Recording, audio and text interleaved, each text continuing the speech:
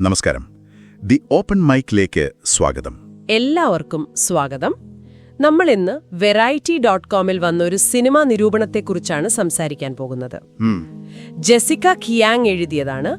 അന്ന കസനാവോ കാമ്പറ്റ് സംവിധാനം ചെയ്ത love me tender എന്ന സിനിമ. അതെ.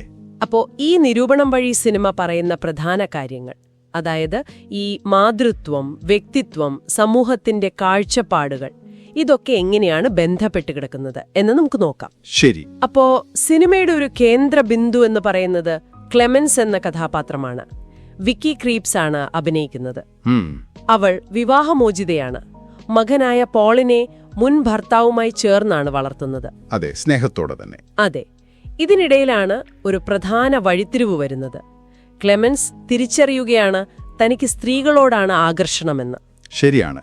അവിടെയാണ് ഈ നിരൂപക പറയുന്ന ഒരു പ്രധാന സംഘർഷം തുടങ്ങുന്നത്. അതായത് ഒരു അമ്മ എന്ന ആ ഒരു റോളിൽ നിന്ന് മാറി സ്വന്തം ഇഷ്ടങ്ങൾ തേടുമ്പോൾ സമൂഹം എങ്ങനെ പ്രതികരിക്കുന്നു എന്നത്.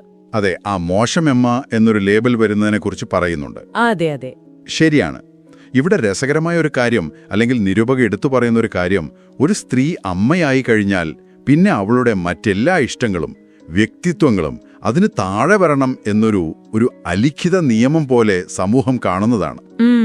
സിനിമയിലെ പ്രധാന പ്രശ്നവും അതുതന്നെ ആവുന്നു അല്ലേ? അതുതന്നെ.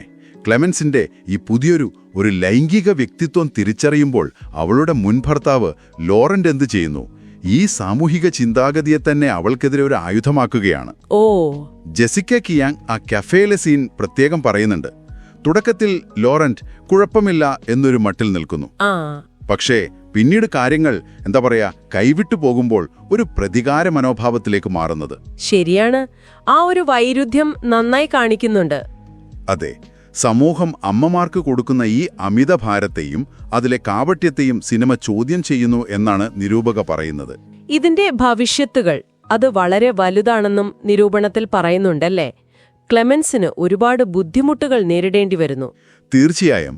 കടുത്ത നിയമ പോരാട്ടം, പിന്നെ മകനെ നഷ്ടപ്പെടുന്നു, വലിയ മാനസിക സംഘർഷം.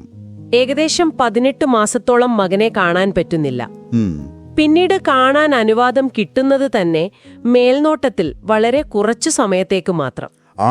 ആ ഒരു രംഗം നിരൂപക എടുത്തു പറയുന്നുണ്ട്.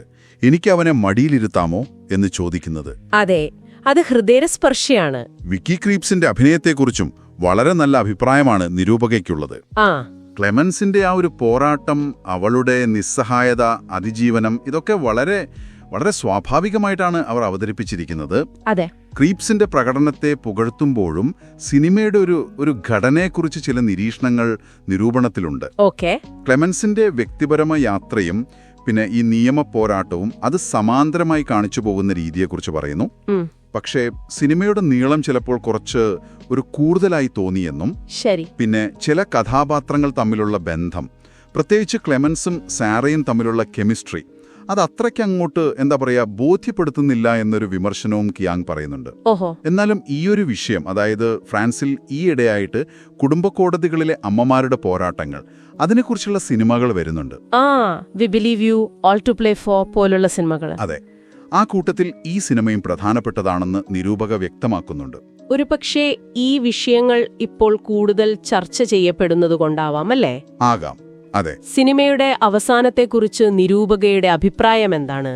ഒരു ദുഃഖകരവും അതേസമയം പ്രതീക്ഷ നൽകുന്നതുമാണോ? ശരിയാണ്. ഏകദേശം അങ്ങനെയാണ് പറയുന്നത്. ക്ലെമൻസ് അവസാനം ഒരു തീരുമാനമെടുക്കുന്നുണ്ട്. അത് വേദനാജനകമാണ്. എന്നാലും അതിലൊരു പ്രതീക്ഷയുണ്ടെന്നാണ് നിരൂപക കരുതുന്നത്. അതായത് ഇതുപോലെ സങ്കീർണമായ ജീവിത സാഹചര്യങ്ങളുള്ള അമ്മമാരെ സമൂഹം ഒരു നാൾ മനസ്സിലാക്കുകയും അംഗീകരിക്കുകയും ചെയ്യുമെന്നൊരു ശുഭാപ്തി വിശ്വാസം. ശരി. അപ്പൊ ചുരുക്കത്തില് ഈ നിരൂപണം പറയുന്നത് ലവ് മീ ടെൻഡർ എന്ന സിനിമ നമ്മൾ ഈ മാതൃത്വത്തെയും ത്യാഗത്തെയും കുറിച്ചൊക്കെ ഉറച്ചുപോയ ചില ധാരണകളുണ്ടല്ലോ, അതിനെ ചോദ്യം ചെയ്യുന്നു എന്നാണ്. വ്യക്തിപരമായ ഇഷ്ടങ്ങളും സമൂഹത്തിന്റെ ചിട്ടവട്ടങ്ങളും തമ്മിൽ ഏറ്റുമുട്ടുമ്പോഴുണ്ടാകുന്ന ആ ഒരു വേദന അത് നന്നായി കാണിക്കുന്നുണ്ട്. നിരൂപകയുടെ ഒരു വാചകം തന്നെയുണ്ട്.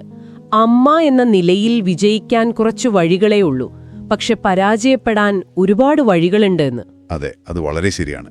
ഇത് കേൾക്കുമ്പോ നിങ്ങൾക്ക് ചിന്തിക്കാൻ ഒരു കാര്യം കൂടി തരാം. അമ്മ അല്ലെങ്കിൽ അതുപോലുള്ള സാമൂഹിക റോളുകളെക്കുറിച്ചുള്ള നമ്മുടെ ധാരണകളെ നമ്മുടെ മുൻവിധികൾ എത്രത്തോളം സ്വാധീനിക്കുന്നുണ്ട്? ഈ റോളുകളെ വ്യക്തികൾ സ്വന്തം അനുഭവങ്ങളുടെ വെളിച്ചത്തിൽ സ്വന്തം നിലയിൽ ഒന്ന് പുനർനിർവചിക്കാൻ ശ്രമിക്കുമ്പോൾ യഥാർത്ഥത്തിൽ എന്താണ് സംഭവിക്കുന്നത്? അതൊരു നല്ല ചോദ്യമാണ്. ഇതിനെക്കുറിച്ചൊന്ന് ആലോചിച്ചു നോക്കൂ.